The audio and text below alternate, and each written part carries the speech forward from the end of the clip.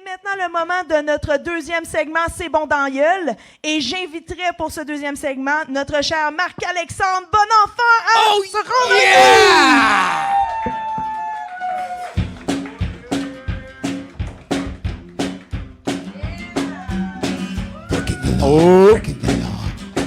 Breaking the law, breaking the law, tout le monde!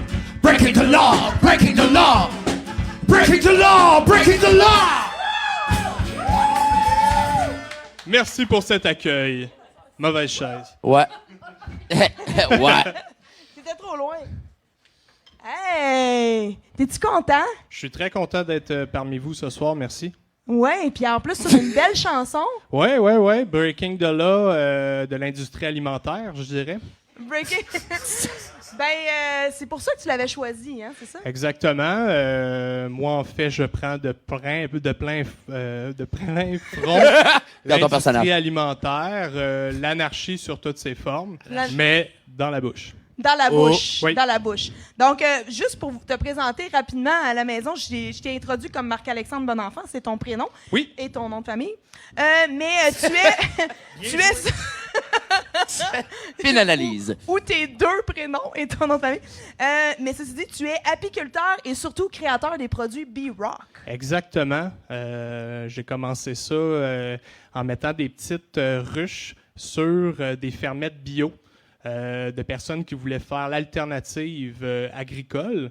Donc, j'encourageais des fils d'agriculteurs qui disaient non à la monoculture pour faire la révolution, tout simplement. Donc, Breaking the law. Breaking the law. J'ai commencé à Mont-Saint-Grégoire. Maintenant, je suis à Sherbrooke. Il y a du monde de Saint-Grégoire, ça. Oui, oh! OK. Salut. Salut. That's it! Woo! Fait que c'est comme ça que ça a commencé, avec une coupe de petites Oui, ruches, c'est ça. par-ci, C'est comme par-là. ça que ça a commencé. Puis par la suite, je me suis intéressé un peu plus à l'industrie alimentaire. Et puis, à un moment donné, j'ai regardé une entrevue de Christophe Brusset, ingénieur agroalimentaire. Et puis, il disait que dans 30% du miel était fraudé.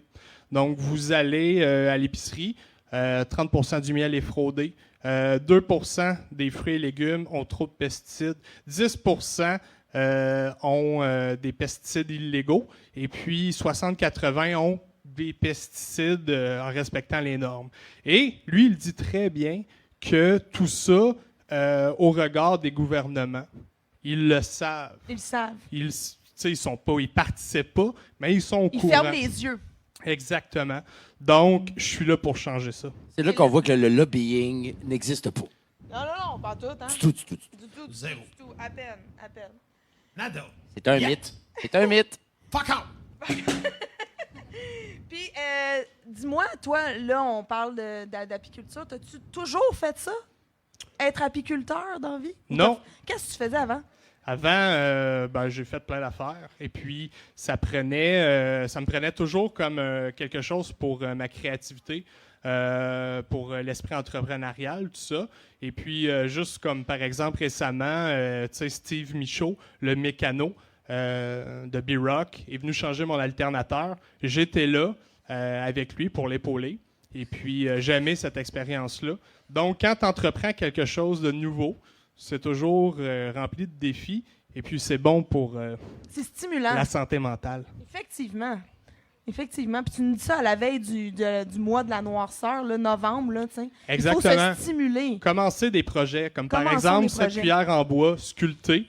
J'avais une amie, elle avait comme fini ses études et puis elle avait plus comme l'académie qui gérait son temps, ses cours, tout ça, puis elle avait un vide existentiel.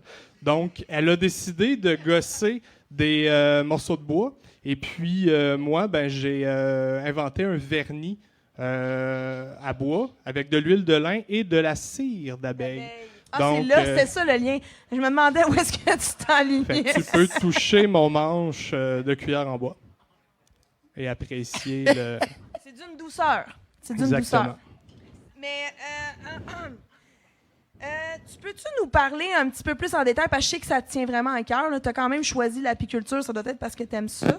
Oui. Pourquoi l'apiculture en particulier? C'est quoi, en fait? l'apiculture? C'est quoi l'apiculture? avant tout, c'est d'être un agriculteur. Mais on n'est pas n'importe quel agriculteur, on est un agriculteur nomade. C'est-à-dire que moi, je me promène de terre en terre. Un agriculteur va être sédentaire, il va être sur sa terre dans le fin fond d'un rang, et puis il est vraiment content quand j'arrive. Je suis comme la rockstar des agriculteurs. Et soit dit en passant, les agriculteurs, ils vous saluent. Ils vous le disent, ils me le disent à moi. Salut, à vous. On continue notre job, même quand il fait pas beau, on est là, on travaille. Puis c'est important que vous le sachiez parce que vous ne pensez pas qu'ils sont tout le temps là à chaque fois que vous mettez un délice sur votre langue, mais ils sont là, ils sont contents de faire ce job-là. Ils travaillent fort. Ouais, Révolution. Écoute, moi, j'ai le goût d'approfondir cette entrevue-là encore. D'accord. Je trouve que t'es pertinent et intéressant. J'aimerais ça savoir, c'est quoi les enjeux de l'apiculture en 2023? Les enjeux, je dirais, ça serait de se débarrasser de notre béquille de greenwashing. Je m'explique. Faudrait l'apiculture, c'est pas. On a une abeille locale là, au Québec. C'est pas une abeille mellifère. Mellifère étant qui fait du miel. Les miels qu'on utilise en apiculture, c'est des miels qui viennent d'Europe. Ils passent pas l'hiver si on les aide pas. Donc, quand on prend une action citoyenne, par exemple, et qu'on ne tombe pas le gazon pour aider les pollinisateurs, c'est bon. Ça l'aide l'abeille locale. Mais nous, les apiculteurs, faut arrêter de projeter l'image qu'on va sauver la planète. Ayez une ruche sur votre toit, tu sais, mettons à Montréal, là, il y a une étude qui est sortie de Radio-Canada que c'est ultra urbanisé, Montréal. Il n'y a pas assez de fleurs pour tout le monde. Fait que d'avoir une ruche, c'est pas une bonne idée. Ah non. Ça fait concurrence à l'abeille locale.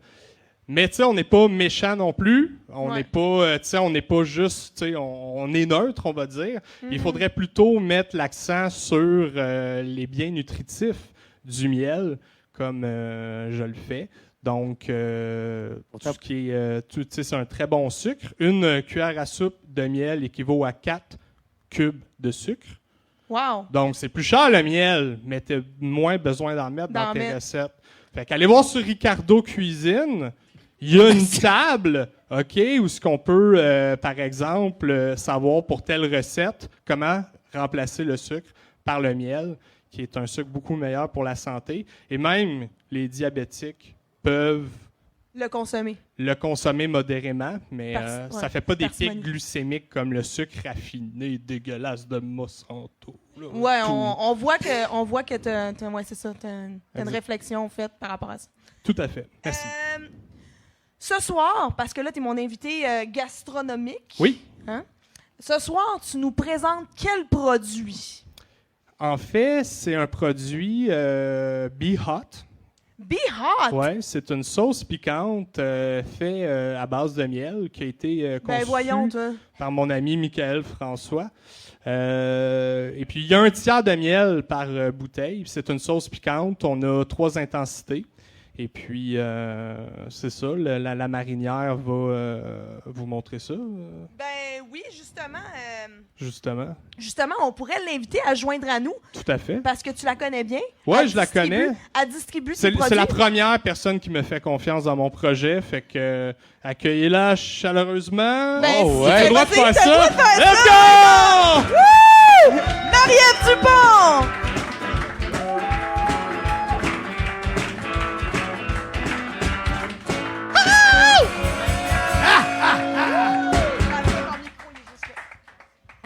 Bonsoir Marie-Ève, merci d'être là. Bien, merci à vous. Hey, je veux juste, avant qu'on commence notre entrevue, je veux juste m'assurer que... Ah oui, on va la mettre devant ici. Ah, merci Cam. On va pouvoir la montrer. Ben oui, c'est pour ça! On peut applaudir Cam, comment? Je veux juste m'assurer que mon public est toujours présent, donc j'aimerais ça voir si... Aimes-tu ça, là? Beer! Oh yes, c'est encore là, fait qu'ils sont prêts à t'écouter. Donc, Marie-Ève, on t'appelle aussi la marinière. Tu es déjà venue au podcast. Les gens te reconnaissent sûrement. Donc, tu as aussi, tu as la marinière. Ça va, Jimmy? Je m'entendais en écho dans son iPad. Donc, c'est ça. Donc, on connaît Le Marinier, la boutique où est-ce que tu as tes produits, que tu as pignon sur rue à Napierville, mais tu es aussi la marinière en tant que telle. Mais officiellement, et moi aussi, mon but, c'est d'utiliser les produits locaux et les transformer, d'en créer des recettes personnelles. Et éventuellement, on a travaillé un partenariat avec Marc-Alexandre pour son miel, qui est les Cowboys Jalapenos. Donc, c'est les produits que tu nous apportes ce soir? Mais à vrai dire, je voulais tous les produits B-Rock. Il y en a pas mal. Il y en a pas mal. Ça commence à être une belle gamme. Et quand on parlait de premiers distributeurs, c'est tellement agréable de voir nos partenaires grandir, évoluer, parce que ça a commencé avec du miel et là, on est rendu avec une histoire culinaire assez intéressante. On a la sauce piquante. Donc, la cuillère de droite, vous avez la sauce avec habanero miel. Il y a toujours un tiers de miel, c'est bien ça? Oui. Dans chaque sauce. Et la selle de gauche, vous avez la cayenne, un petit peu plus piquante. Mm-hmm. Vous pouvez goûter au miel B-Rock. Avec un petit peu plus de propolis. Tu n'en as pas parlé. Oui. Les bienfaits, il est un peu moins filtré. Je trouve que c'est intéressant. Quand on dit que le miel guérit le mal de gorge, c'est en fait la propolis qui est dans le miel, qui est une résine d'arbre que les abeilles prennent pour combattre les maladies, les virus. Donc, c'est antiseptique. Pour vrai, là, c'est pas comme le bracelet Non, moi, noisetier. j'en consomme. Mais moi, j'en consomme en gouttes. Là. Tu sais, je le mélange justement avec du miel parce que ça a vraiment un goût assez fort. Puis aussitôt que je fais une extinction de voix, je prends du propolis. Ça marche. C'est pour ça que fonctionne c'est pour important de ne pas trop filtrer le miel et de l'acheter à un apiculteur local. Yeah! There you go. On a bien sûr aussi, vous allez voir, pain, fromage, Cowboy Habanero que j'ai parlé tout à l'heure, qui est vraiment travaillé avec le miel. Vous allez voir, le miel est présent dans le sirop. C'est excellent avec le fromage. Et pour accompagner, j'ai utilisé deux de mes marinades en salade. J'ai utilisé la salade de GSPN Distribution, qui sont tout simplement incroyables, une entreprise de Napierville, hydroponique. On a travaillé avec la salade d'hiver, choux, tomates vertes, oignons, poivrons rouges, un bon petit sirop bien épicé et les citrouilles confites pour garnir le tout. Notre recette de Hemingford, de la ferme Bertrand, le grand-père de Sébastien Bertrand, de notre ferme, un très beau produit. Mon seul marinier, donc une belle petite assiette de découverte avec le miel en premier plan. Wow! Bon appétit! Est-ce que tout le monde a reçu sa petite bouchée dans la salle? Vous en avez plein la bouche? Excellent! Est-ce qu'on peut s'attendre à des nouvelles recettes chez La Marinière prochainement, peut-être? Ben là, ici, j'ai mes yeux. Tes yeux marinés? Ils sont en train de fermenter. Ils sont d'occasion. Oui, ben à vrai dire, il y a toujours des nouvelles recettes chez Le Marinier. C'est ce qui me nourrit. C'est ce qui me motive. Juste la semaine passée, j'étais avec une recette de réfort et sirop d'érable que je suis en train de commercialiser. Je suis partie sur une fuite au cerveau et vraiment, il y a des produits comme ça que ça suit la magie. Mes partenaires aussi m'apportent des produits qui m'inspirent. Le miel, le sirop d'érable, c'est des sucres naturels que j'essaie, moi, dans mes recettes, de mettre en avant-plan parce que, bien sûr, il y a plus de propriétés, meilleur pour la santé. Fait qu'on essaie de miser aussi sur nos producteurs locaux. Puis on en crée des merveilleux produits. Moi, tout seul, je suis rien. Là. Il faut la gang. Ça prend une gang. Je sais Ça c'est prend quoi une avoir gang. une super gang. Ah oui, oui. Puis là, vous deux, là, on vous suit en tant que tel. J'imagine que vous avez des... Marie-Ève, je suis au courant Oui. parce que tu es déjà venue au podcast, mais on va les Exactement. répéter. On vous suit sur quelle plateforme en particulier? Sur les plateformes élévatrices de type girafe. Ah, il l'a fait! Il l'a fait! Ouais, je sais, j'avais dit que je la ferais pas, mais toute ton équipe a voté pour la faire. Contre. J'ai le goût de C'est-à-dire, on pleurer. a voté contre. Démocratie. J'ai vraiment le goût de pleurer. Non, mais tapez sur Internet « Les fleurs se fanent, mais leurs larmes sont éternelles Vous allez me trouver. C'est Voilà, super c'est pire. commercial. Vous Voilà, êtes mieux c'est- de suivre le marinier pour voir l'évolution des produits de Marc-Alex. Non, mais sincèrement, moi, je tape B-Rock. Donc, B pour abeille, puis rock comme la musique rock. Puis c'est toi qui apparais en premier. Puis on a B-Rock Apiculture, on a les On produits a Be Hot B-Hot. Sauce aussi. Ouais, c'est ça. Instagram. Cherchez, vous trouverez. Super, Moi, super ce que la je- promotion. Faites Chance vos qu'on recherches. est là. Puis toi, Marie-Ève, on te suit, t'es à Napierville, on Mais peut aller vous en boutique. Vous pouvez le marinier. suivre Marc-Alexandre sur ma page Facebook, Le Marinier. Mes créations, La Marinière, Instagram, mon blog, La Marinière, puis TikTok, non, on oublie. T'es pas encore, J'ai t'es pas cancellé encore rendu là. le projet. Moi, j'essaye, mais sincèrement, c'est pas facile. Non, pas non, facile. non. Puis en plus, les gens, ils regardent TikTok, puis c'est souvent des espèces de 5 à 6 secondes. Fait que, tu sais, moi, je produis des affaires de 30 secondes, puis je me dis, aïe, c'est sûr, ça va fonctionner. Puis finalement, tu sais, ils regardent pas toute la publicité. Tu sais, notre attention est très limitée sur TikTok. Mais ceci dit, je vais essayer d'étudier le médium, puis je te filerai des tips si jamais j'en ai. Hey, merci beaucoup. Moi, je dois dire une chose, ils sont très rafraîchissants. Ça fait du bien de voir du monde qui sont... Écoute, je te regarde aller depuis tantôt. C'est malade. Juste juste la mission que tu t'es donnée, puis le personnage que... C'est un personnage? Ah, c'est pas... Excuse-moi, je voulais pas t'insulter. On exagère toujours devant une caméra. Non, Ah c'est ouais? très rafraîchissant de voir. Moi, je suis super moi-même. Là, j'exagère pas pendant tout. Mais je l'aime, ton déguisement. Ah, c'est vraiment gentil. On dirait la fille que j'ai ghosté en 2015. J'ai toujours eu peur qu'elle me retrouve. Qu'est-ce qui dit que c'est pas moi? Mystère. C'est le maquillage. Ah, c'est bon. Donc, merci beaucoup. Puis, Un il faudrait que je micro, parle dans hein? le micro. Hey, ça, c'était Je suis professionnel. rendue trop à l'aise. Je suis comme dans mon salon. C'est trop confortable. C'est trop confortable, hein, sincèrement. Donc, merci beaucoup. Puis j'espère que vous allez pouvoir revenir à Prétexte à boire dans la 2e saison, qui sait. Puis Marie-Ève, on te suit avec une prochaine capsule aussi à Certainement. Prétexte à boire. Toujours un plaisir. Merci beaucoup. Merci! Yeah! Breaking the law, breaking the law. Breaking the law, breaking the law. Breaking the law, breaking the law. Breaking the law, breaking the law.